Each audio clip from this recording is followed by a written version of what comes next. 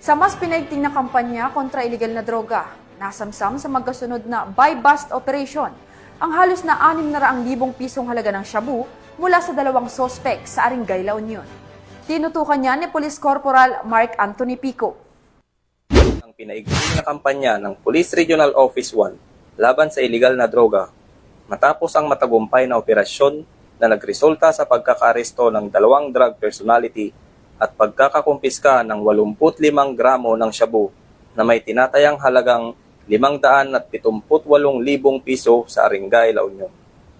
Ang unang operasyon ay isinagawa bandang alas 2:50 ng hapon sa Barangay Poblasyon, Aringay, sa pakikipagtulungan ng mga tauhan ng Aringay Municipal Police Station, RID Pro 1, LUPIU, LUPDEU at MLET Aringay, katuwang ang PIDEA RO1. Naaresto sa buy-bust operation ng isang 37 taong gulang, isang laborer mula sa lungsod ng San Fernando, La Union.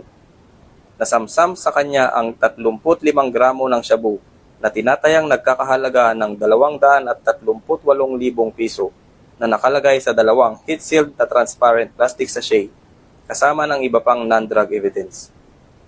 Sa isinagawang follow-up operation, bandang alas 11:25 ng gabi, sa parehong araw, naaresto naman ang isang high-value individual, isang 29 na taong gulang na lalaki mula Rosario, La Union, sa Barangay San Benito Norte, Aringay.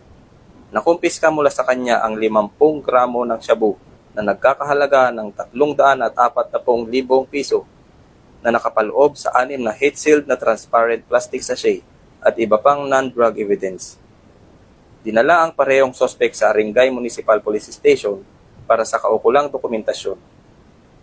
Ang imbentaryo at pagmamarka ng mga na-recover na ebidensya ay isinagawa sa mismong lugar ng operasyon sa harap ng mga sospek at mga itinalagang saksi alinsunod sa batas. Nahaharap ang mga naarestong sospek sa kasong paglabag sa RA 9165 o Comprehensive Dangerous Drugs Act of 2002. Pinuri ni Police Brigadier General Dendo R. Reyes ang mabilis at koordinadong aksyon ng mga operatiba at binigyang diin na ang magkasunod na operasyon sa Aringay ay malinaw na patunay ng determinasyon ng Police Regional Office 1 na buwagin ang mga drug network at pangangalagaan ang mga komunidad sa rehiyon.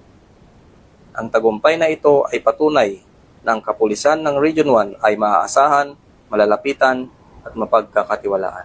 Mula dito sa Ilocos Region, ako ang inyong PNN correspondent, Police Corporal Mark Anthony Pico, alagad ng batas, tagataguyod ng Balitang Pulis.